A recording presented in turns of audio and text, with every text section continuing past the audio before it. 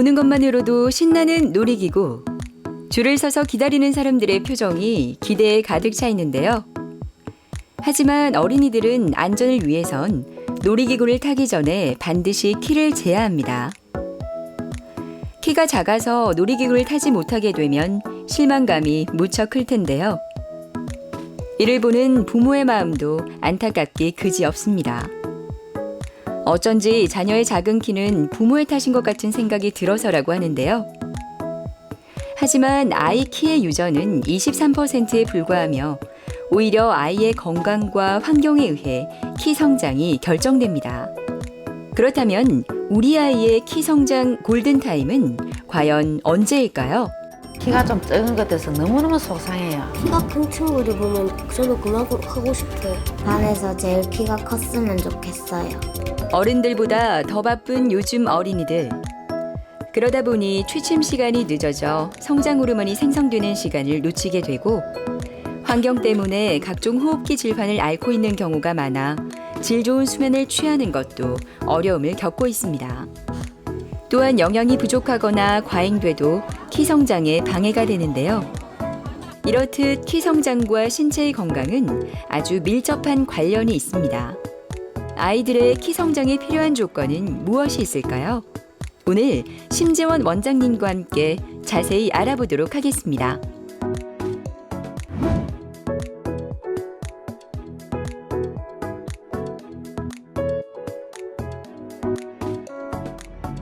원래 연애 4cm 전후로 자라는 아이들, 일반적으로 사춘기 이전 아이들은 연애 이제 5.5 정도 평균적으로 자라야 되는데 4 전후로 자라는 아이들은 성장 장애에서 부진으로 가는 상태라고 보시면 되거든요.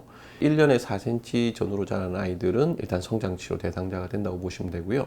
이런 아이들이 기본적으로 혈액 검사를 했을 때 성장 호르몬이 상당히 떨어져 있는 경우가 많습니다. 키 성장에 저해되는 경우는 기본적으로 그냥 부모님에 비해서 키가 작은 아이들도 한 23% 정도 된다고 보시면 됩니다.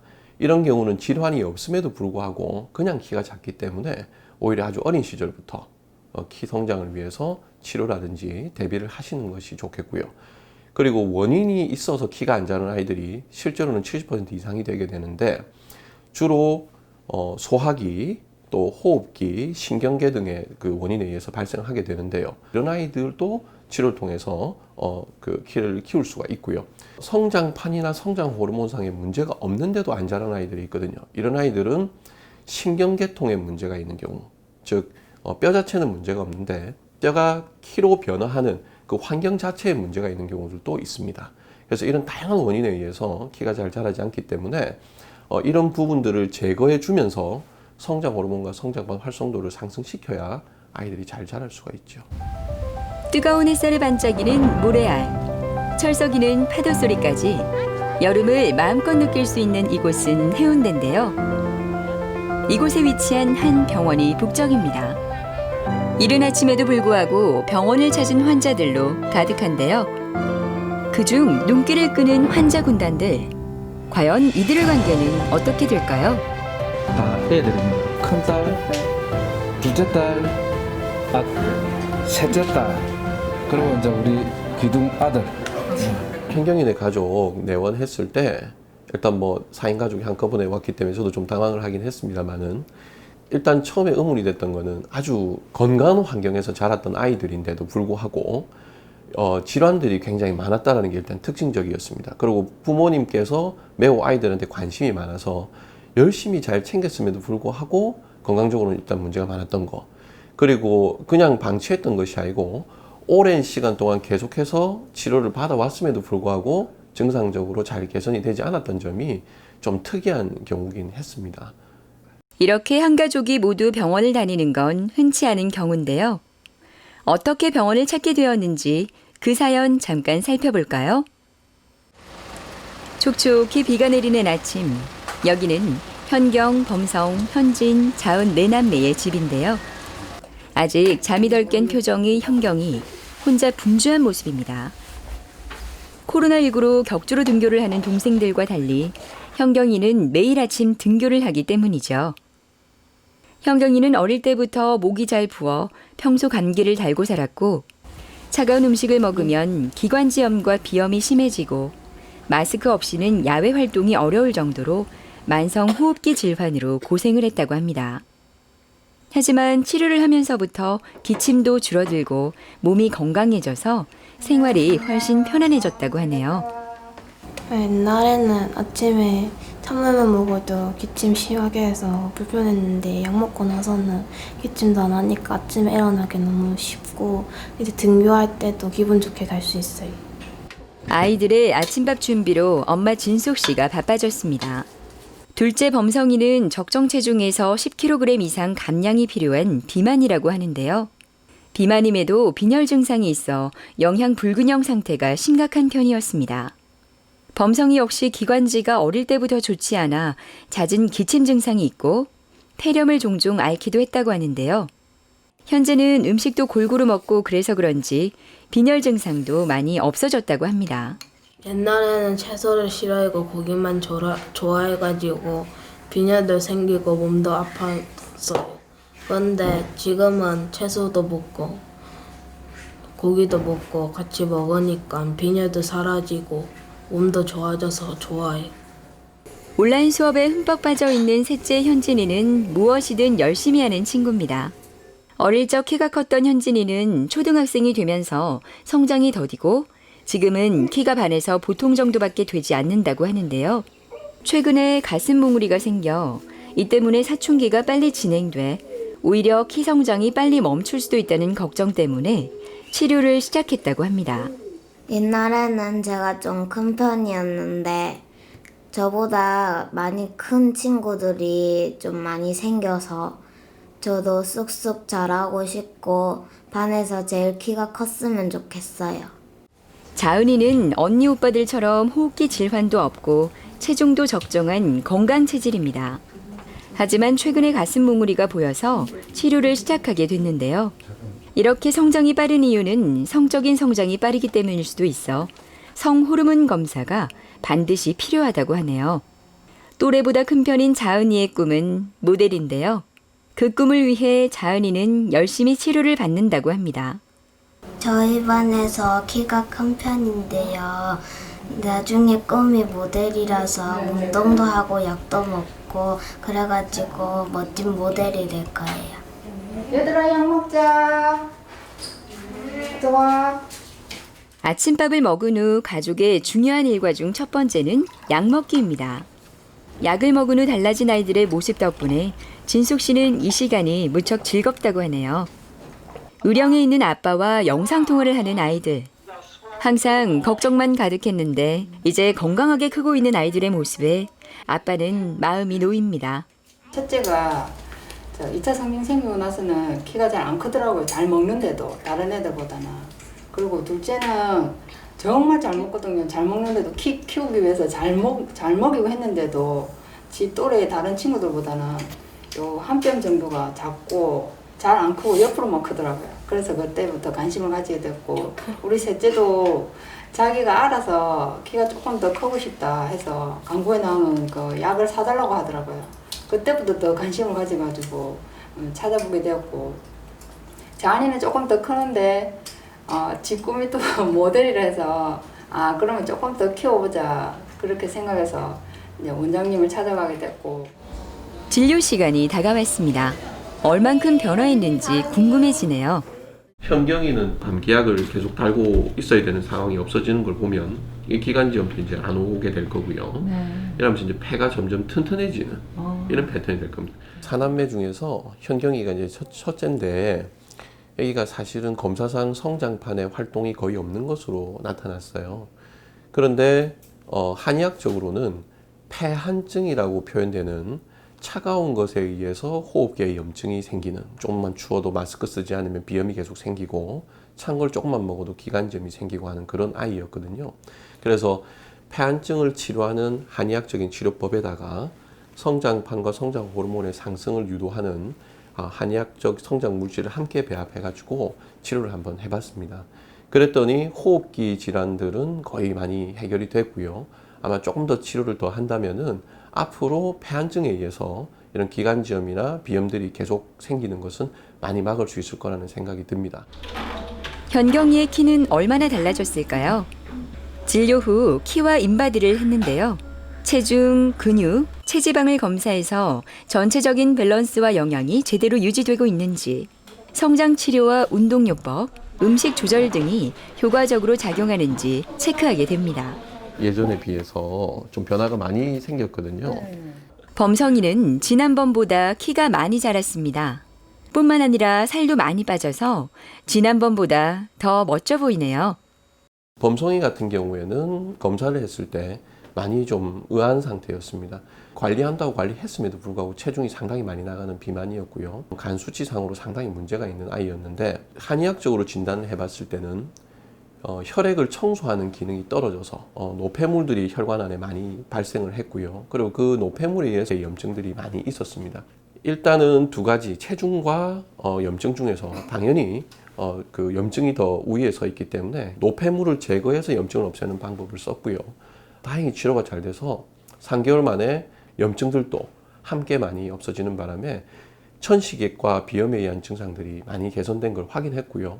그리고 범성이가 노력을 또 많이 해줬습니다. 식사 조절하고 운동도 해주고 하는 바람에 체중도 3kg 정도 빠졌는데, 그러면서 간 수치가 완전히 정상이 된 걸 보면서 진짜 범성이 노력 많이 했구나라는 걸 알게 됐고, 치료와 노력이 함께 결합되다 보니까 거기에 또 우리 성장 물질 같이 배합하다 보니까 키도 3개월에 2.1cm 정도 자라는 여러모로 굉장히 많이 좋은 쪽으로 변화가 됐고요. 아직 사춘기가 오지 않은 범성이는 앞으로 계속 진료를 받으면 중간 이상 정도는 클 수 있다고 하는데요. 이 전기침 치료도 성장에 큰 도움이 되었음 합니다. 현진이 같은 경우에는 범성이와 거의 유사한 상태라고 보시면 되는데, 범성이보다는 증상이 좀 약하긴 했습니다. 그렇지만 역시 체중이 정상 범위를 벗어나 있는 경도 비만 상태였었고요. 그리고 또 여자아이다 보니까 성적으로 진행이 체중이 많이 나가면서 빨리 진행되지 않을까에 대한 우려도 사실은 있었죠. 그래서 혈액 검사상 성호르몬이 상승한 건 아니라서 너무 다행이었는데, 이런 경우에 체중을 계속 놔둔다면은 성숙은 빨리 오면서 키가 잘 자라지 않는 이런 좀 많이 좋지 않은 상황이 될 걸로 예상을 했습니다. 그래서 체중을 감량시키면서 성장 호르몬과 성장 활성도를 올려주는 방법을 썼거든요. 그랬더니 실제로 체중은 아주 빠른 속도로 3개월 만에 정상 범위로 다 돌아왔고요. 키도 약 1.8에서 2cm 가까이 이렇게 자라기 때문에 아주 여러모로 빠른 속도로 변화가 된 좋은 사례라고 생각을 합니다. 추나요법은 신체의 틀어진 부분을 바로잡아주고 눌려있는 신경과 혈관의 순환을 돕는 치료인데요. 처음에 무서워하던 현진이는 이제 추나요법실만 다녀오면 시원하다며 금세 기분이 좋아집니다. 사춘기 전에는 팔다리가 많이 자라고 사춘기 이후에는 척추가 많이 자라거든요. 그래서 다리에 해당되는 고관절이나 골반의 틀어진 이런 거를 바로 잡고, 또 척추에서는 이렇게 중력으로 압박되어 있는 척추를 늘려주고 측만이나 틀어진 바로 잡고 이렇게 하고 있습니다. 막내 자은이의 진료 시간입니다. 모델이 꾸민 자은이는 언니 오빠보다 성장이 빠른데요. 그래서 그런가요? 표정마저 너무 의젓해 보입니다. 자은이 같은 경우에는 언니 오빠에 비해서 대단히 키가 큰 아이입니다. 그래서 건강이 좋아서 잘 큰 건지, 아니면 또 우리가 많이들 우려하시는 성적으로 빠르려고 하기 때문에 어릴 때부터 키가 많이 큰 것인지 상당히 헷갈리는 아이였었어요. 다행히 혈액 검사상 그 수치는 정상이었고요. 그리고 이런 아이들 같은 경우에는 설령 좀 이제 정상 범위 안에 들어가서 성적으로 좀 빠르다 할지라도 키를 잘 키워주게 되면 훨씬 더 아이들한테는 유리하거든요. 그리고 본인의 꿈이 또 모델이라고 제가 들어서 이런 경우에는 키만 잘 키울 수 있도록 제가 방법을 썼으면 됐었습니다. 그렇게 했더니 키가 2.3cm 정도 자라면서 언니 오빠들에 비해서 더 효과가 좋은, 치료하는 약도 적게 썼거든요. 그럼에도 불구하고 매우 효과적인 그런 결과가 나왔습니다. 성장 호르몬이 분비되기 위해서는 바른 자세가 중요하다고 하는데요. 진료를 마친 자은이의 오늘 맞춤 치료는 척추 견인기 치료입니다. 모든 치료가 끝나고 현경인의 가족이 병원을 나서는데요. 다음번에 더 멋진 모습으로 만나요. 3개월 전 가슴 몽우리 부분이 아파 병원을 찾은 지은이. 여자아이의 경우 성증이 나타나서 사춘기가 오게 되는 시기가 만 9세 이전인 경우 조기 성숙이라고 진단하게 되는데요. 지은이는 아직 만 8.11세인데 성증이 나타나 혹시나 하는 마음으로 병원을 찾았습니다. 굳은 얼굴로 진료실에 들어선 지은이. 3개월 전 검사와 원장님의 진맥을 통해 진단된 지은이의 상태는 어떨까요? 지은이 같은 경우에는 실제 현실에서 많이 만나는 사례죠. 그러니까 우리가 조기성숙이라고 하는 것은 만 9세 이전에 가슴 몽우리가 생기는 케이스를 조기성숙이라고 하는데 너무나 빨리 가슴이 생겨서 내원하는 경우들이 자주 있습니다. 그런데 이런 사례가 실제 성조수증인 경우도 있고 그리고 가짜 가성 호르몬 상승 현상인 경우도 있습니다. 실제 성조수증은 뇌와 난소가 서로 연결이 돼서 이제 정말로 성인이 되는 거예요. 그런데 가성 호르몬 상승 현상은 건강기능식품을 너무 많이 먹었거나 환경 호르몬에 노출됐거나 스트레스를 너무 폭발적으로 받았을 때 뇌와 난소가 연결되지 않았지만 가슴이나 여러 성징이 이제 반응을 하는 경우지요. 이런 경우는 구분을 잘 하셔야 되고요. 다행히 지은이 같은 경우에는 검사상 뼈 나이가 매우 빠르지만 현재 성호르몬이 상승된 상태는 아니었어요. 그래서 이런 경우에는 특별한 무슨 치료를 한다기보다는 일단은 성적으로 진행될 자극할 만한 이런 행위들은 좀 조심하시면서 3개월 후에 다시 검사를 했었어야 했어요. 그래서 오늘 만나서 검사를 했고 이 검사 결과에 따라서 아직까지 만 9세가 된 건 아니기 때문에 9세가 되기 전에 성호르몬이 실제로 상승한다면 이제 조기성숙으로 진단해서 치료를 진행할 것이고요. 다행히 아니라면 또 한 번 더 3개월 후에 검사를 하면서 지켜볼 필요가 있습니다. 실뜨기 놀이를 하며 진료를 기다리고 있는 사이좋은 남매의 모습이 보이네요. 기도 재고, 인바디 측정까지 한두 번이 아닌 듯 익숙한 모습인데요. 원장님을 만나기 전 준비할 것이 많은가 봅니다. 제 아이들이 다른 또래에 비해서 키가 좀 작다 보니까 좀 걱정이 많이 됐습니다. 그래서 인터넷을 통해 가지고 검색을 하다 보니까 이 한의원을 알게 되었고 이렇게 찾아오게 됐습니다. 유준이가 지금 지난번에 예. 처음에 원래 잘하던 거보다 이제 더 잘 자라긴 했지만 모자랐다고 얘기를 드렸고 예. 이번에 이제 맥스까지 올라왔거든요. 예. 그리고 맥스의 맥스까지 가는 그런 상황이 되려고 하면 좀 쉬었다가 다시 봐도 충분히 가능할 것 같고요. 소화 흡수를 올리는 방식으로 약이 구성되어 있거든요. 그래서 식사는 조금씩 계속 늘어날 것이고 흡수가 증가하면서 키가 더 많이 크는 쪽으로 이렇게 초점이 맞춰져 있거든요. 유리미는 이번에 이제 수술하고 그죠? 사실수술하고 이제 어렵게 좀 내원을 했네요. 그리고 다행히 전에 우리 이제 키 크는 양이 부족해서 걱정을 했었는데 이제 다시 좀 많이 올라왔고요. 일단 3개월 정도 쉬었다가 다시 한번 만나가지고 약을 안 먹은 동안에도 이게 누적돼서 나타나는 경우들이 많기 때문에 뒤에 가서 한번 지켜보시면 될 것 같고요. 유준이, 유리미는 한의학적으로 건강적인 문제를 많이 따질 만큼 심각한 질환이 있는 아이는 아니었어요. 그래서 질환에 의해서 키가 잘 자라지 않는 아이라고 보기에는 좀 어려운 겁니다. 사실 이런 아이들을 키를 키우기가 제일 사실 어렵습니다. 유준이, 유리미는 유전에 의해서 키가 어느 정도 정해져 있는 상황이다 보니까 결과적으로는 성장판 활성도와 성장 호르몬을 얼마나 잘 상승시킬 수 있는가, 이게 관건이 될 거고요. 그래서 시간이 흘러서 치료가 누적이 될수록 결과적으로 많이 도움이 되는 그런 스타일이라고 보시면 되겠습니다. 가장 기본적인 우리가 제일 생활 습관에서 기억해 주셔야 되는 것은 수면. 키는 10시부터 새벽 2시 사이에 가장 많이 변화가 일어나니까요. 최대한 일찍 잘 수 있도록 유도해 주시는 게 첫 번째 중요하고요. 지속적으로 운동을 통해서 우리가 낮에는 키가 잘 자라지 않지만 낮 동안에 운동을 하게 되면 성장 호르몬의 자극이 많이 일어납니다. 땀을 흘리면서 즐겁게 기분 전환할 수 있는 운동을 할 수 있다면 매우 도움이 될 수 있습니다. 그리고 마지막으로 아주 흔하게 들리시겠지만은 실제로에서는 굉장히 많이 반응하는 것이 뭐냐면은 스트레스입니다. 잘 자라다가 갑자기 잘 자라지 않는데 건강적인 문제가 없는 경우들은 학업 스트레스라든지 교우 관계라든지 또는 뭐 선생님이나 또 성적으로 변하는 것에 있어서 고민 이런 여러 가지들이 현실에서는 대단히 많이 문제를 일으키거든요. 그래서 스트레스가 실제로 있는지 없는지 관리해 주시는 것도 대단히 키에 있어서는 도움이 됩니다. 진료가 끝난 후 유준 유림남매는 아빠와 같이 병원 앞 바닷가로 나왔는데요. 잠깐이지만 무척 즐거운 모습이네요. 아이들이 원하는 걸 직업을 가졌을 때든지 하고 싶은 것들, 꿈들을 이뤘을 때 그 키 성장에 했던 그 부분이 좀 더 도움이 되었다고 그렇게 얘기할 수 있게끔 그렇게 되었으면 참 좋을 것 같아요. 여느 때와 다름없는 어느 오후. 차렷 자세로 키를 재고 있는 여자아이의 모습이 보이네요. 인바디 측정도 의젓하게 꼼꼼하게 잘 하고 있습니다.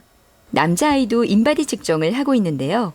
표정이며 뒷모습까지 꼭 닮은 이들은 이란성 쌍둥이 태인이와 도윤입니다. 애들이 쌍둥이다 보니까 작게 태어난 것도 있고 그리고 엄마 아빠가 작다 보니까 이제 키에 대해서 관심이 가서 찾아보다가 오게 됐어요.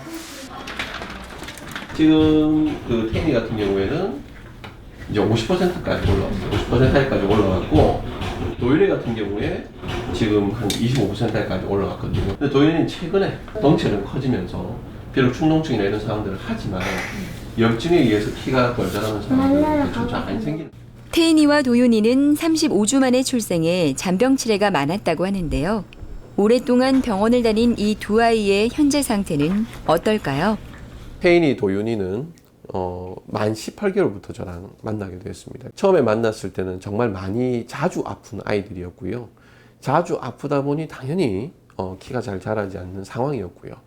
그리고 이 많은 분들이 잘 모르고 계신 것 중에 하나가 만 3세까지가 사실은 그때 그 키가 평생을 좌우하는 상황이 됩니다. 만 3세까지를 우리가 1차 급성장기라고 하는데 이때 건강에 문제가 있거나 다른 이제 수면이라든지 운동이라든지 다른 부분에 문제가 있는 경우에는 그때 손해본 키는 이후에 손해보는 양에 비해서 월등히 많기 때문에 이 1차 급성장기 때 손해본다라고 하는 거는 이루 말할 수 없이 큰 피해가 됩니다. 끊임없이 감기하고 또 비염 오고 그 다음에 호흡기 질환 때문에 항상 이제 그 몸이 아픈 상태였거든요. 그래서 둘 다 이런 쪽 패턴이라서 치료를 해 들어갔고요. 다행히 태인이가 도윤이에 비해서 좀 더 빠르게 반응하게 되면서 치료가 잘 돼서 지금은 10%에서 50%까지 상승을 하게 됐는데 도윤이가 10%에서 25%로 지금 올라가 있거든요. 그래서 이런 경우들은 이제 도윤이가 남자아이다 보니까 태인이에 비해서 훨씬 활동량이 많습니다. 그래서 쉽게 땀을 흘리고는 또 감기가 잘 오고 하던, 그래서 비염도 좀 더 잘 생기고 했었는데 이런 부분, 즉 에너지 소모가 너무 많은 부분이 태인이에 비해서 조금 더 효율이 떨어지는 상황이었던 것 같아요. 근데 최근에 이제 덩치가 좀 더 커지면서 아이들은 덩치가 커질수록 치료에 훨씬 유리해지거든요. 면역이 훨씬 더 증가하기 때문에 잘 안 아프게 돼요. 그래서 요즘에는 이제 도윤이가 태인이보다 오히려 좀 더 키 증가폭이 좋아진 그런 상태라서 뒤로 가게 되면 도윤이가 태인을 더 많이 따라잡을 수 있지 않을까 그런 생각을 하고 있습니다. 애들 한 17, 18개월 때부터 여기 와서 치료를 받았는데 이제는 뭐 감기도 덜하고 아픈 거 다른 것도 웬만하게 덜하고 이제 키도 많이 크고 그래서 정말 좋은 것 같아요. 성장 치료의 시기는 정확하게 고정되어 있는 건 아닌데요. 좀 더 효과적인 시기를 말씀드린다면은 사실 태어나서 만 3세까지입니다.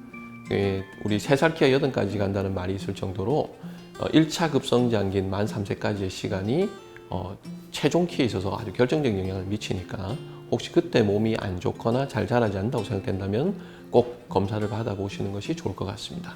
그리고 두 번째로 강조되는 시기는 역시 2차 급성장기인 사춘기라고 보시면 됩니다. 1차 급성장기가 지난 이후로 가장 키에 영향을 많이 미치는 시기라고 볼 수 있죠. 사춘기 이후에 키가 더 크긴 하지만 이때 가장 키의 효율이 결정적인 시기이기 때문에 이 시기 때 키가 잘 자라지 않는다면 꼭 내원해서 확인하시기를 권유해드리고 싶고요. 그리고 사춘기 이후에 키가 더 이상 자라지 않는 걸로 알고 계시는 분들이 많은데 키의 효율이 떨어질 뿐 계속해서 키가 자라니까 사춘기 끝나고도 키를 더 키울 수 있다는 사실을 꼭 기억해 주셨으면 좋겠습니다. 성장 치료를 꼭 받아야 하는 이유는 스트레스 때문이라고 생각이 됩니다. 다른 친구들이 작다고 놀리기도 하고 또 같이 활동하는 데 있어서 같이 어울리지 못한다든지 하는 겪어보지 못한 일들을 키가 작은 친구들은 많이 겪는 것 같아요. 그래서 정신적으로나 육체적으로 많이 다운되는 이런 경향들이 있거든요. 그래서 이런 부분들을 해결해 주는 것이 참 중요하지 않나 생각이 들고요. 키가 작다라고 하는 것이 특히 부모님에 비해서 유독 작은 아이들 같은 경우에는 대부분 질환을 가지고 있는 경우가 많습니다. 그래서 이 질환이 있는 경우에는 아이들이 또한 몸의 컨디션이 항상 평소 계속 안 좋기 때문에 생활하는 데도 지장이 많고요. 또 그것이 키에 또 결정적인 영향을 주기 때문에 이런 질환이 있는 부분들을 해결하는 것도 상당히 큰 중요한 이유가 될 것 같습니다. 요즘의 현실적인 부분인데요. 키가 어느 정도 크더라도 자기가 원하는 직업이나 꿈을 위해서 키가 더 커야 되는 경우가 많아요. 특히 이제 예를 들자면 운동선수라든지 또는 모델이라든지 아나운서라든지 이런 직업을 선망하는 경우들이 많은데 본인의 키가 그에 해당되지 않는다고 생각될 때는 사실 굉장히 좌절감을 느끼거든요. 그래서 이런 부분을 위해서라도 성장 치료가 꼭 필요하지 않나 생각이 듭니다. 키는 아무리 키우고 싶어도 타이밍을 놓치게 되면 제대로 치료할 수가 없습니다. 진료실에 있으면은 아주 즐거운 마음으로 성장 치료 해보고 싶다 오셨다가 더 이상 성장판이 남아있지 않은 경우에 그 답답해하고 슬퍼하는 모습들이 참 그 매번 겪지만은 견디기가 힘든 일들이거든요. 그래서 우리 아이가 타이밍이 어디인지 지금 이것이 1차급 성장기, 또 2차급 성장기, 완만 성장기, 또 사춘기 이후의 시기, 그리고 그 시기 때마다 어느 정도 키가 커야 정상인지 이런 부분들을 부모님께서 꼭 좀 체크하셔서 아이들의 키 성장의 타이밍을 놓치지 않도록 하시는 것이 정말 매번 당부드리고 싶은 말씀입니다. 큰 키가 행복의 필수 조건은 아닙니다. 키보다는 성장 단계에 맞는 균형 잡힌 몸과 마음의 성장이 더욱 중요할 것입니다. 아이의 키 성장은 유전 때문이 아니라 부모의 현명한 관리에 의해 결정됩니다. 하지만 적절한 시기에 적절한 관리를 해준다면 건강한 신체는 물론 원하는 신장으로 성장하는 것이 충분히 가능한데요. 부모의 현명한 관리로 우리 아이에게 키뿐만 아니라 마음의 키도 한 뼘 성장할 수 있는 기회를 주시지 않으시겠습니까?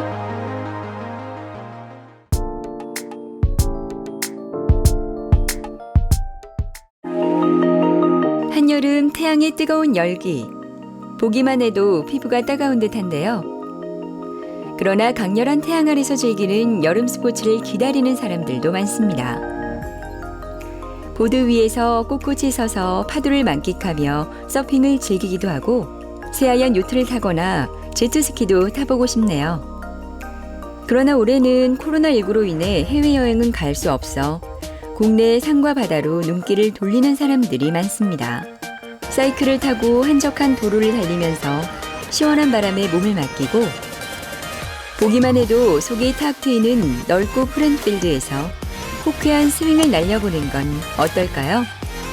사회적 거리두기로 시설 좋은 호텔에서 가족끼리 시간을 보내는 호캉스도 요즘 유행한다고 하는데요. 그런데 이런 멋진 휴가 계획을 방해하는 회방꾼이 있습니다. 바로 척추 통증입니다. 척추에 통증이 있다면 운동이나 여행은 물론 일상생활마저도 마음대로 할 수가 없는데요. 휴가를 떠나고 싶은 여러분의 허리 건강은 어떠신가요? 시도 때도 없이 아파요. 잘 걷는 사람들은 부러워서 죽겠대. 하루아침에 완전 노인이 돼버린. 우리는 매일 걷거나 뜁니다. 인간이 두 발로 걷기 위해서는 척추의 역할이 가장 중요한데요. 척추는 인체의 기둥으로 몸의 중심 역할을 하고 있기 때문에 척추에 문제가 생긴다면 단순히 걷는 일상생활조차 제대로 하기 힘듭니다. 잊을만 하면 찾아오는 지긋지긋한 척추 질환과 비수술 치료에 대해 이영재 원장님과 함께 자세히 알아보도록 하겠습니다.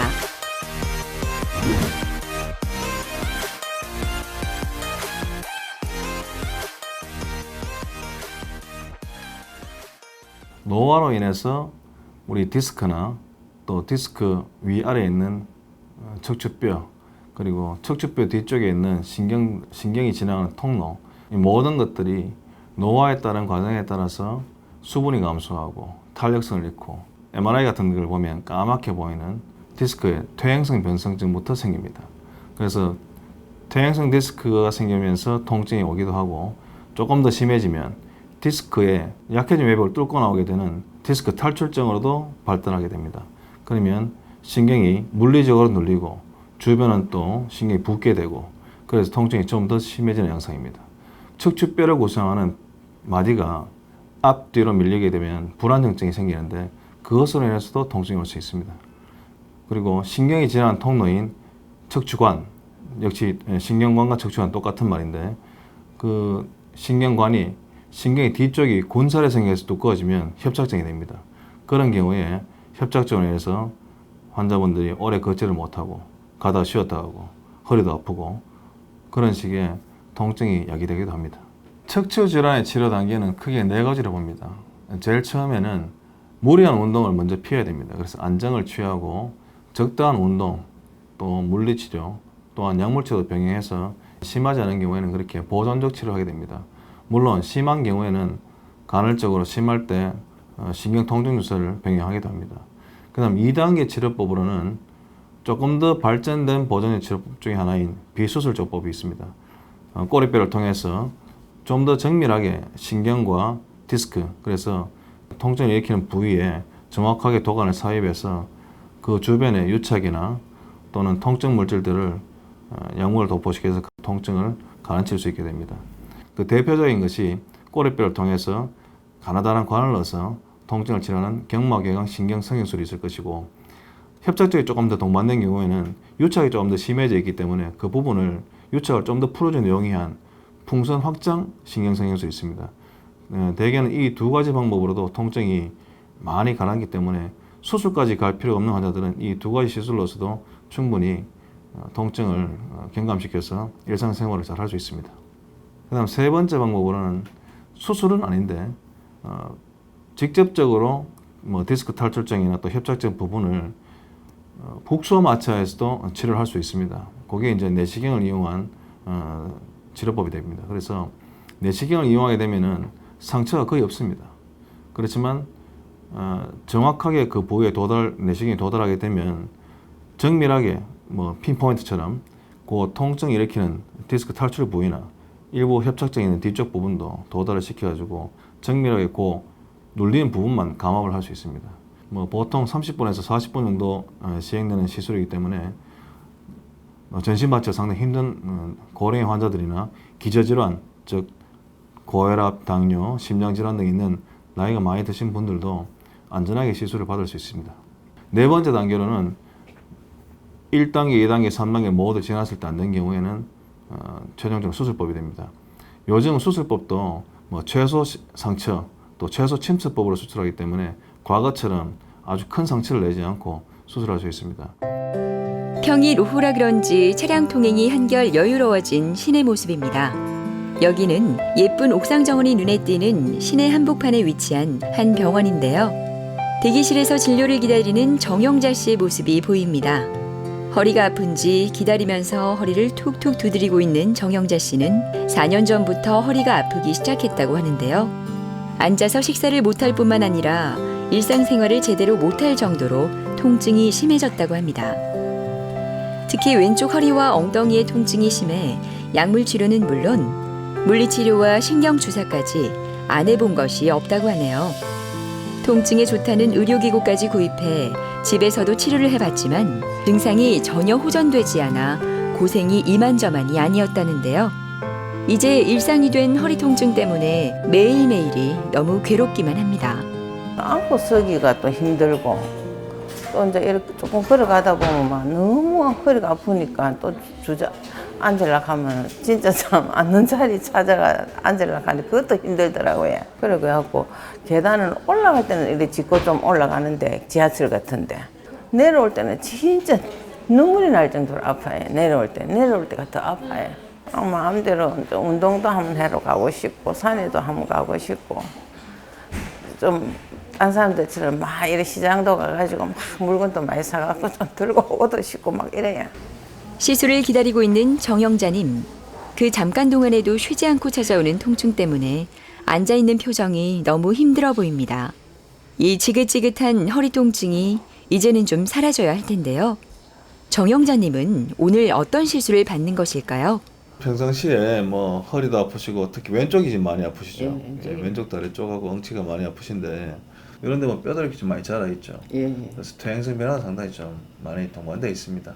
척추 신경관 쪽으로 가느다란 관을 넣어서 풍선을 이렇게 부풀려 가지고 신경 주변에 공간을 또 만들어내고 유착도 떼주고 오랜 기간 허리도 아프고 또 특히 좌엉치통 또 왼쪽 또 다리 쪽 통증도 지금 심한 상태인데 나이가 아주 많으시지 않지만 60대 후반이시고 또한 당뇨까지 있는 기저질환이 있는 분입니다. 그리고 이 환자분도 수술할 만큼 심하지는 않기 때문에 비수술적 방법인 신경성형술을 이제 선택하는데 디스크 탈출증과 협착증이 조금 동반된 양상이기 때문에 일반 신경성형술보다는 풍선 확장 신경성형술이 좀 더 나은 치료가 될 것으로 생각이 돼서 그렇게 시술할 계획입니다. 수술복으로 갈아입은 영자 씨가 드디어 수술 침상에 눕는데요.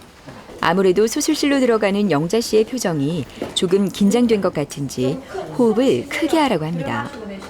간호사들이 수술 준비로 분주한데요.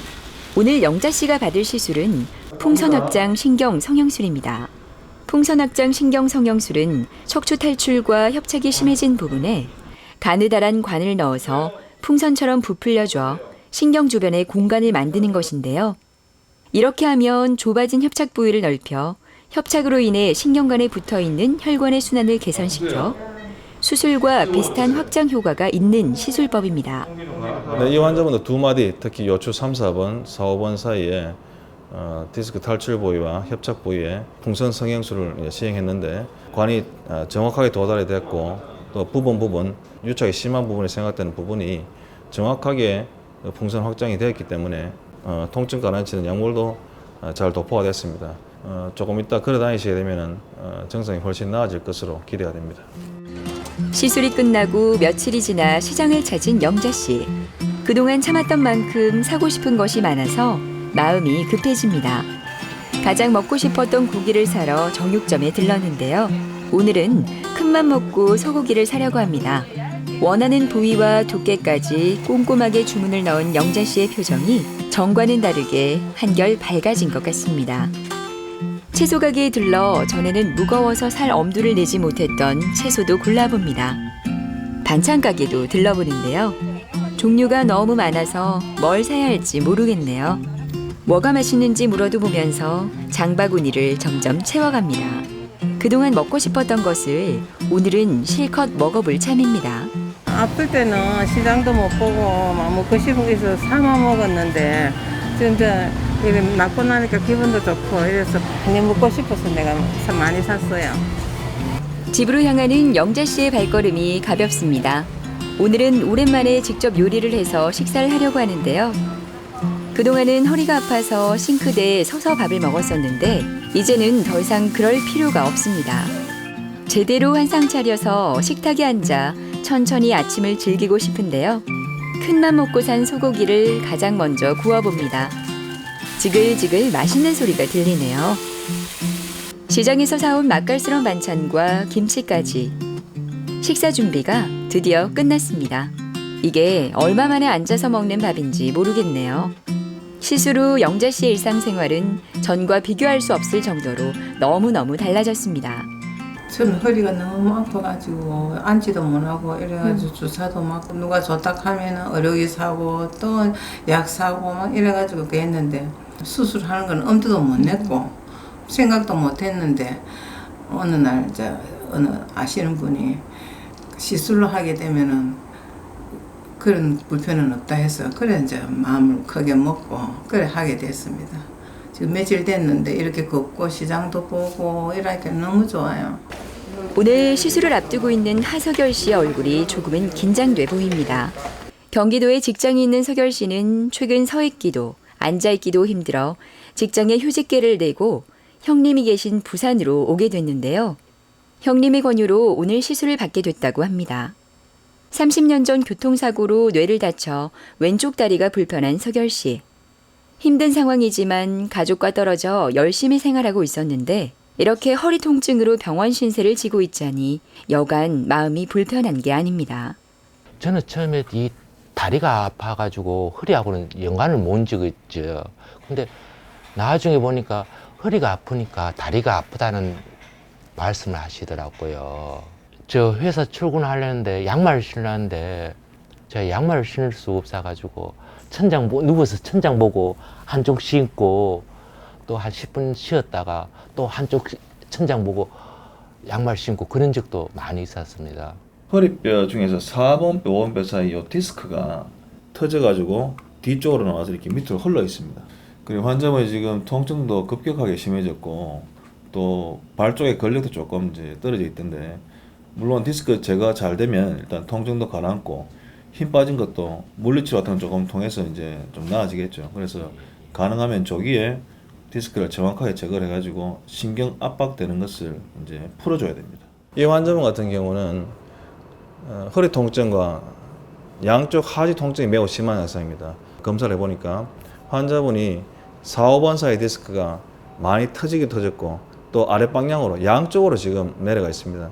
특히나 오른쪽은 발의 근력이 떨어져 있는 그런 양상도 지금 동반되어 있어서 수술을 이제 고려를 처음에 했었는데, 환자분이 지금 심장 질환도 조금 있으시고 그 전신 마취에 대한 상당한 좀 부담이 있는 상태입니다. 그래서 내시경을 통해서 좀 더 정밀하게 도달을 하게 되면 상당히 좀 어려운 부분에 디스크가 터져 있는데도 아마 잘 제거가 될 것으로 예상이 되기 때문에 전신 마취에 부담이 없는 국소 마취에서 진행되는 내시경 디스크 절제술을 계획하고 있습니다. 본격적인 시술이 시작됐습니다. 내시경 디스크 절제술은 환자가 깨어있는 상태로 진행되기 때문에 시술의사와 환자 간의 대화를 통해 시술 중에 상태 변화의 확인이 가능한 안전한 시술법으로 국소 마취를 한 다음 피부를 경유해 직경 7mm 카메라가 달린 내시경관을 삽입해 화면을 보면서 시술을 진행합니다. 내시경을 통해서 정확하게 보면서 미세기구를 디스크가 터진 부분에 정확하게 위치시켜서 잘 제거가 되는 것 같습니다. 그래서 이 환자분도 시술이 잘 끝났기 때문에 한 서너 시간 있다가 움직이게 되면 아주 기존에 느끼는 증상이 많이 좋아질 것으로 기대가 됩니다. 다리 근력과 발 근력이 조금 약화가 되어 있기 때문에 통증이 좀 사라지면 물리치료나 재활치료 등을 병행해서 약화된 근력을 개선시키는데 좀 더 집중할 생각입니다.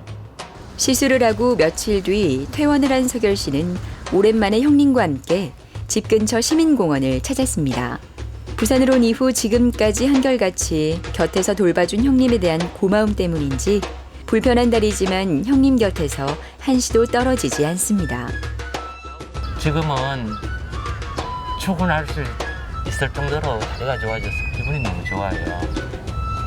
동생이 허리가 많이 아파가 일도 못할 정도로 심했는데 이래 수술 이후에는 진짜 허리가 안 아프고 많이 편탔고 왔다 갔다 심으면 걸어 다닐 정도로 너무 좋아져갖고 내 마음이 진짜 굉장히 좋아요. 서 있는 것도 힘들어 보이는 문재순 씨는 5년 전부터 요통, 엉치통, 보행장애 등으로 고생을 많이 했다고 하는데요. 잠을 잘 이룰 수도 없을 만큼의 통증으로 인해 이제는 견딜 수가 없어 오늘 시술을 결심했다고 합니다. 탁구, 배드민턴 등 활동적인 운동을 즐겼던 재순 씨의 일상은 허리 통증으로 인해 완전히 바뀌어버렸는데요.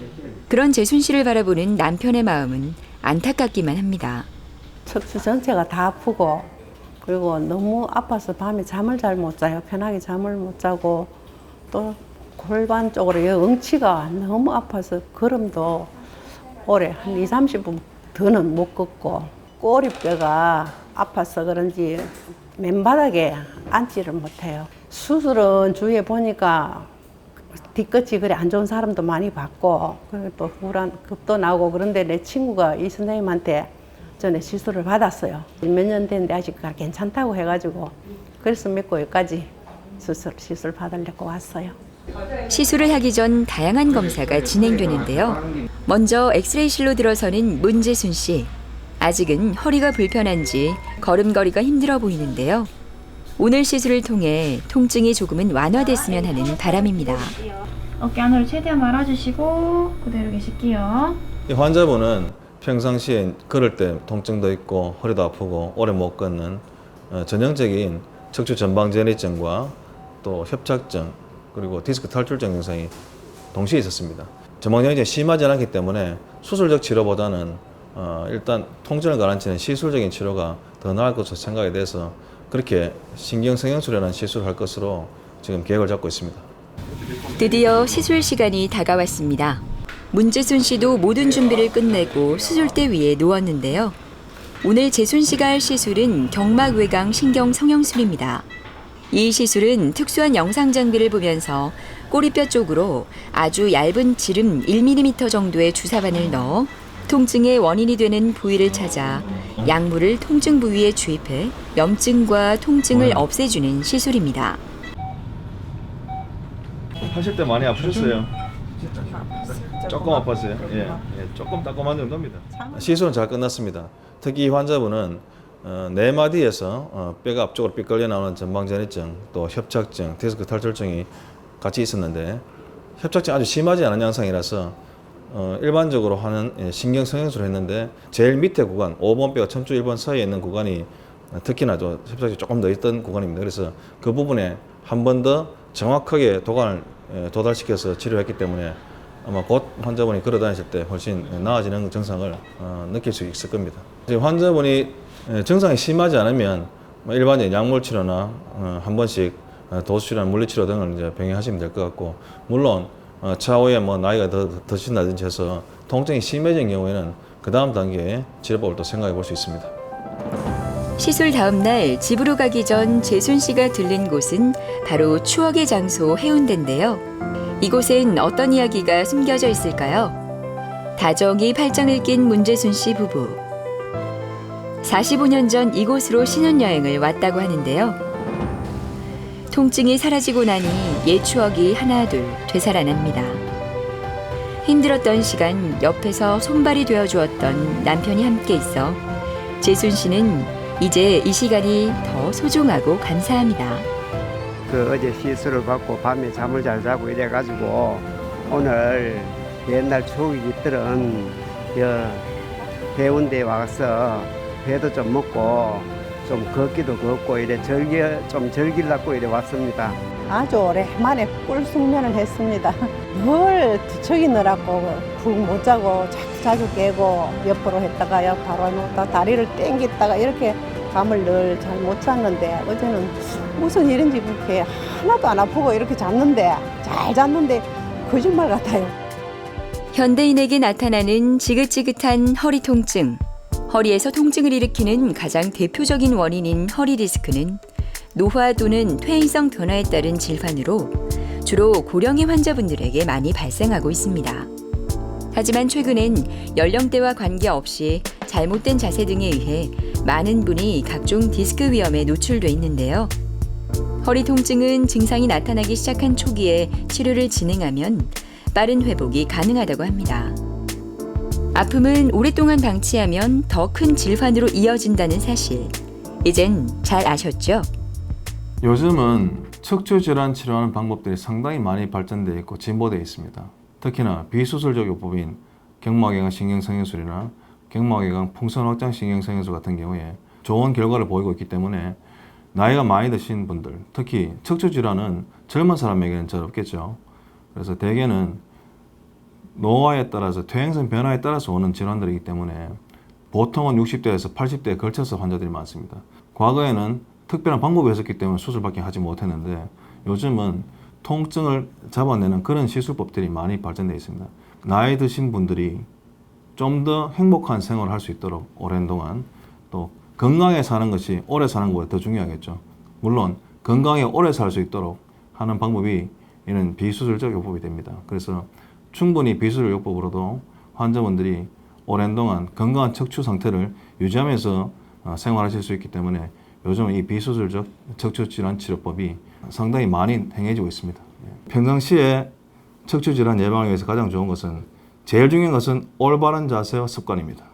척추 질환은 특히나 요즘은 모바일 환경, 컴퓨터 없이는 살 수 없는 그 필수적인 환경이 되어 있기 때문에 어쩔 수 없이 오래 앉아 있고 또 자세가 항상 바르지 못한 상태로 적응이 되어 있습니다. 그래서 어쩔 수 없이 우리 척추에는 상당히 해로운 그런 상태이기 때문에 힘들겠지만 앉아있는 시간이 많더라도 중간중간에 자세를 바로 펴고 또 섰다가 앉았다가 또 여러 가지 잠시라도 체조 같은 걸 통해서 자세를 늘 바르게 유지하는 거 좋고, 도움되는 방법으로는 평지를 걷는 것이 제일 좋습니다. 평지를 조금 빠른 걸음으로 보행하는 것이 척추질환 예방과 자세를 바로잡는 데 좋을 것이고, 수영도 좋은 방법이 됩니다. 물론 영법에 따라 조금 차이 나는데 배영이나 자유형 등 같은 영법은 척추질환 예방에 도움되는 좋은 운동법이 됩니다.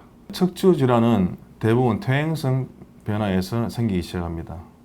또한 대부분 환자분들이 나이가 들어서 오는 병이기 때문에 대개는 고령인 환자분들이 많고, 또한 당뇨, 고혈압, 심장질환 같은 여러 가지 기저질환들이 동반되어 있는 분들이 많습니다. 그래서 허리 통증이 있거나 다리가 아프더라도 또는 오래 못 걷더라도 병원 가는 게 겁이 나서 민간요법에 의지하는 경우가 많은데, 척추 질환 치료의 가장 중요한 단계는 정확한 진단입니다. 그래서 겁을 내지 마시고 환자분들은 정확한 진단을 받기 위해서 경험 많은 척추 전문병원을 찾아서 면밀한 전문가의 진단을 통해서 가장 정확한 환자분의 상태를 파악하고 난 다음에 그 다음 환자분의 상태에 맞는 적합한 치료를 하는 것이 과학적이고 가장 합리적인, 또 비용을 적게 쓰는 그런 방법이 됩니다. 겁을 내지 마시고 경험 많은 척추 전문가를 찾아서 정확한 진단을 통해서 환자 상태에 가장 적합한 치료를 하는 것이 가장 중요합니다. 코로나19로 인해 우리의 일상은 많은 변화를 맞이했습니다. 사람들은 그동안 누린 평범한 일상이 얼마나 소중한 것인지 새삼 깨닫게 됐는데요. 척추가 건강하지 않아도 이러한 평범한 일상을 잃어버리게 됩니다. 내가 가고 싶은 곳을 가고 만나고 싶은 사람을 만나는 그 평범한 일이 쉽게 이루어지지 않는다면 얼마나 괴로울까요? 척추는 나의 두 다리를 든든하게 지탱해주고 내 신체의 중심을 잡아주는 역할을 합니다. 결국 우리의 일상의 중심을 잡아주는 것도 바로 척추가 아닐까요?